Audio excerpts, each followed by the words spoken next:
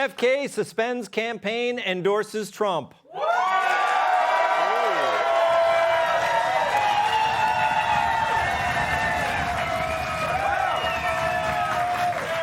Tyrus, what do you think this means? I think there's a strong message that shows that moderate Democrats have a lot more in common with Republicans than the Progressive Party. So I think this is a good thing. I think it was clever what he did because he still wants to support the people that are voting for him. Because I think it's crazy that we should have a third party and a fourth party, in my opinion. People should have a choice. But what he did was clever was because of the attacks of the DNC and how they went after him and tried to destroy him for just having a difference of opinion, but the same. He was in line with them. He was a Democrat, you know, his family's history.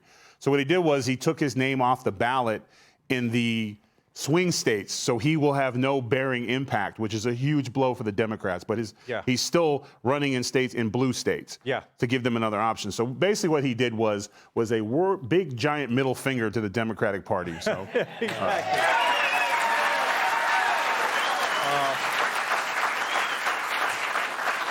Paul, this is all, they keep talking about democracy. This is what they were running on originally. We've got to save democracy. But they iced him out, and he knows the Democratic Party now is the most undemocratic of institutions. It's unbelievable. This is like democracy by the Medicis, because they're all shivving each other between this, right? Because he says, okay, I'm going to take my name off of those states, but they're all getting revenge. Go back to Pelosi, right? Yeah. What she did to Biden is like a murder in an old age home.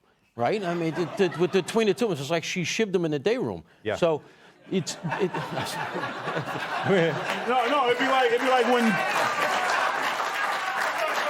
it's like bingo gone wrong.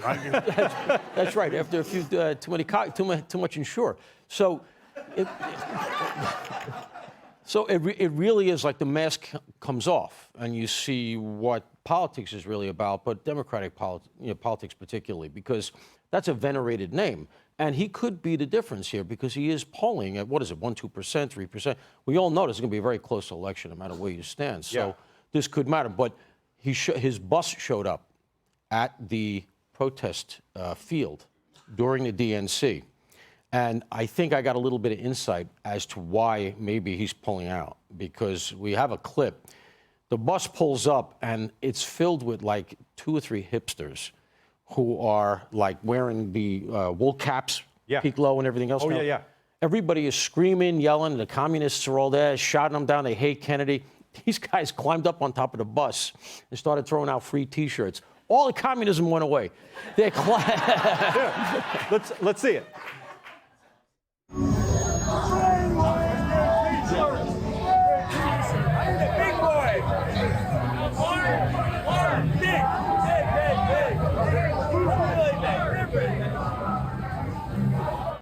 This is amazing footage. Paul, look, you're a writer, you're on air, and now you're a cameraman for Fox News. I know. One of my, I got to join a different union. But it was amazing to watch communists, and there was a girl there selling the communist newspaper. Well, she was giving it out, and I said, "I'll read anything." So I said, I'll read that." She handed it to me, and I figured, she's a communist. She's giving it to me on the arm, and I went to walk away, and she said, "That'll be $5."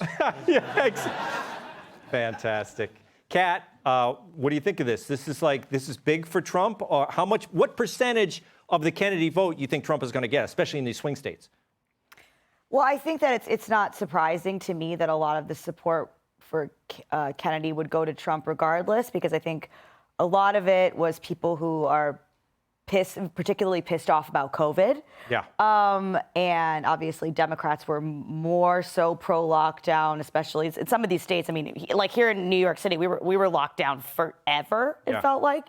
But I also one thing, and I disagree with RFK Jr. on plenty of things, but one thing that I really always liked about him is that he was willing to have conversations about policy, regardless of whose policy it was. So I hope that doesn't change about him, because I think that there are very few voices at this point that are willing to do that in this hyper-partisan climate that we have, especially now that there's an election. But even regardless of an election, it's a hyper-partisan climate. So I hope he doesn't lose the one thing that I really liked about him the most, that is he's willing to have conversations about policy regardless of whose they are. Yeah, he's going to keep it up. Adam, what do you think? RFK Jr., you like him? I did like him. I think that it would have been interesting because we had our first black president with Obama, then we had our first orange president with Trump, and then we would have had our first constipated president. Because he sounds like he's constipated, okay? Listen.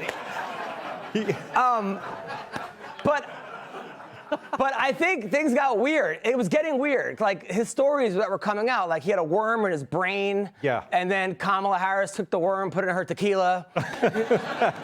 You know, and it's just like the bear that he ran over, and then he put it in Central Park.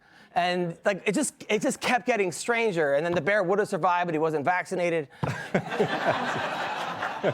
And then some of the things that he's like, if you look, they asked him, did you ever sexually assault your nanny? And he said, listen, I have a lot of skeletons in my closet. It's a weird answer, you know, like, are they her skeletons, you know? So I don't know. There's a lot of things that just, I don't know. I thought you were going to do one more. That's all right. I was going to give one more. But we were saying that we're, coming up to a commercial. What do you think, Adam? Off the paper. Write it right there. It's going to help Trump.